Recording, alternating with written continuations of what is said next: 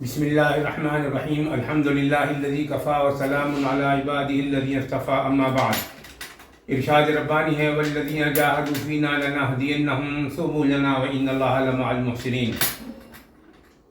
فرمایا اللہ نے جو ہمارے بارے میں ہمارے لیے ہمارے دین کے لیے ہمارے راستے میں جہاد کرتے ہیں مجاہدہ کرتے ہیں ہم ان کے لیے راہیں کھولتے ہیں اور بے شک اللہ تعالیٰ احسان کرنے والوں کے ساتھ ہے۔ صدق اللہ المولانا العظیم۔ یہ چھوٹی سی آیت مبارکہ ہے لیکن اس میں زبردست مفہوم کو اللہ تعالی نے پیوست کیا ہے۔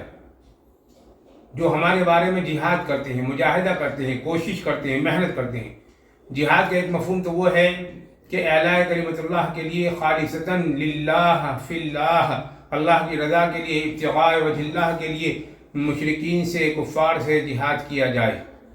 اس کا موقع کم از کم ہمارے ملک میں نہیں ہے۔ ہمیں اپنے ملک کے قوانین کی بالادستی رکھنی ہے اور ملک کے قوانین کے مطابق ہمیں چلنا ہے اور ملک کی خوشحالی اور ترقی کے لیے کوشش کرنی ہے۔ لیکن نبی اکرم صلی اللہ علیہ وسلم نے جو تعلیمات دی ہیں اس میں انسان جس جگہ رہے، دنیا کے کسی خطے میں رہے، دنیا کے کسی گوشے میں رہے، وہ جہاد کر سکتا ہے، وہ دین کے لیے کوشش کر سکتا ہے۔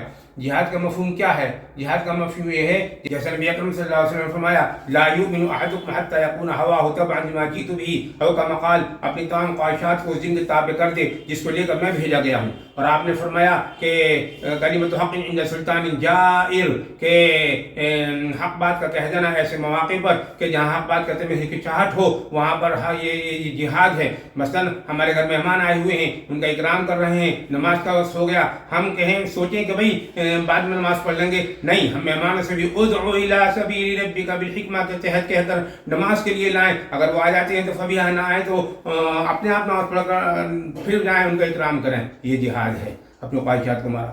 دکان ہے، کاروبار ہے، گاہک کھڑے ہوئے ہیں، پیک پر کاروبار چل رہا ہے، نماز کا وقت ہو گیا، ہم نے کہا بھئی ہم بھی آتے ہیں، چلیے نماز پڑھ کر آئیں گے، شیطانی وسوسہ ڈلائے گا کہ سارے گاہک اپنی نماز پڑھ لیں گے، قضا پڑھ لیں گے، نہیں، ہم گاہکوں کو روکیں اور نماز پڑھیں، مسجد آئیں اور پھر مسجد سے نماز پڑھ کر فارغ ہو کر جائیں تو جو گاہک نمازی ہوں گے وہ بھی آئیں گے اور ہمارے کاروبار میں بھی ترقی ہوگی۔ یہ ہم نے جو خواہشات پر عمل نہیں کیا بلکہ دین پر عمل کیا۔ اسی طریقے سے اور ایسے مواقع پر جہاں ہمیں حق بات کرتے میں ہچکچاہٹ ہو، ہم کسی کے احسان تلے دبے ہوئے ہوں یا کوئی رعب و مرتبے والا آدمی ہو، وہاں ہم حق بات کہتے ہیں ہچکچاہٹ محسوس کریں اور اس میں ارے بھائی ہماری ذمہ تھوڑی ہے، علماء کہہ دیں گے اور لوگ کہہ دیں گے تو یہ جو ہے جہاد نہیں ہے۔ یہاں جہاد یہ ہوگا کہ ہم حق بات کہہ دیں، ان کی شرعی غلطی کو باور کرا دیں، جو وہ غلطی پر ہے قرآنی طور پر تعلیمات کے طور پر نبی صلی اللہ علیہ وسلم کی سیرت کے طور پر ہم بابا کے دہل ٹنکے کی چوٹ پر ان کو باور کرا دیں، یہ جہاد ہے۔ تو آج ہمیں اسی کی ضرورت ہے کہ ہم اپنے تمام معاملات کے اندر کوئی بے بابی کی چیز سے کام لیں تو دیکھیے اللہ کی مدد شامل آئے گی ہوئی، جیسے اللہ تعالیٰ فرماتا ہے والذین جاہدوا فینا لنہدینہم سبلنا،